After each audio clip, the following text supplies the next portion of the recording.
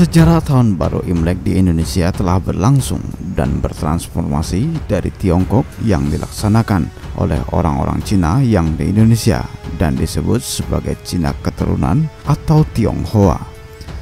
Namun Tahun Baru Imlek di masa Orde Baru sempat dilarang dan tidak dirayakan secara bebas. Akan tetapi ketika masa reformasi di masa Presiden Gus Dur atau Abdurrahman Wahid, perayaan Imlek kemudian dibebaskan. Maka nama Kiai Haji Abdurrahman Wahid atau Gus Dur selalu disinggung setiap kali perayaan Imlek tiba. Perannya adalah dalam mengakomodasi perayaan Tahun Baru Cina adalah dengan menyetarakan dengan hari besar lainnya di Indonesia, yakni dengan menjadikan hari libur nasional. Dikisahkan bahwa selama kurun waktu 1968 hingga 1999, perayaan Tahun Baru Imlek dilarang dirayakan di depan umum.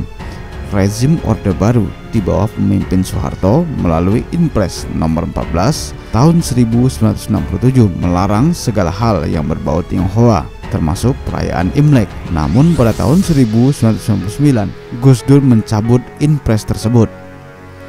Sejak saat itulah masyarakat keturunan Tionghoa di Indonesia kembali mendapatkan kebebasan merayakan Imlek. Mulai saat itu pula berbagai kebudayaan yang melekat pada masyarakat Tionghoa seperti barongsai dipertontonkan di depan umum dan hingga kini banyak dikenal di masyarakat. Maka tidak berlebihan jika banyak tokoh dari orang-orang Tionghoa yang menyebut Gus Dur sebagai bapak masyarakat Tionghoa, bahkan disebut juga sebagai bapak kaum minoritas di Indonesia.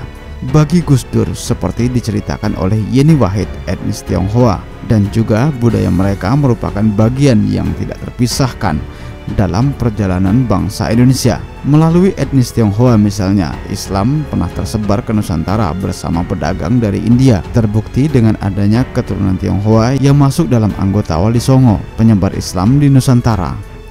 Keputusan Gus Dur menghapus Inpres nomor 14 tahun 1967 banyak menuai kontroversi dengan alasan khawatir komunisme kembali hidup di Indonesia. Namun bagi mantan ketua PBNU itu, seperti yang diungkapkan oleh mantan asisten pribadi Gus Dur, yaitu Ngatawi, bahwa Gus Dur adalah budayawan dan agamawan. Menurut Gus Dur, Imlek dan tradisi barongsai merupakan bagian dari kebudayaan. Jika dikelola dengan baik dan benar, dapat menjadi sarana menyebarkan nilai-nilai kebaikan, seperti yang dilakukan oleh para wali dalam menyebarkan Islam di Indonesia melalui wayang, adat budaya, dan tradisi. Kehadiran Gus Dur sebagai jembatan untuk memberikan hak yang sama bagi etnis Tionghoa di Indonesia juga diakui oleh para tokoh-tokoh Tionghoa. Pada masa Gus Dur lah tradisi perayaan Imlek kembali mulai diramaikan, dan hingga kini banyak orang Tionghoa yang merasa banyak berhutang budi terhadap Gus Dur atau Kiai Haji Abdurrahman Wahid. Demikianlah pemirsa informasi kali ini, semoga bermanfaat bagi kita semua. Jangan lupa like dan subscribe serta bagikan tayangan ini. Terima kasih dan salam budaya.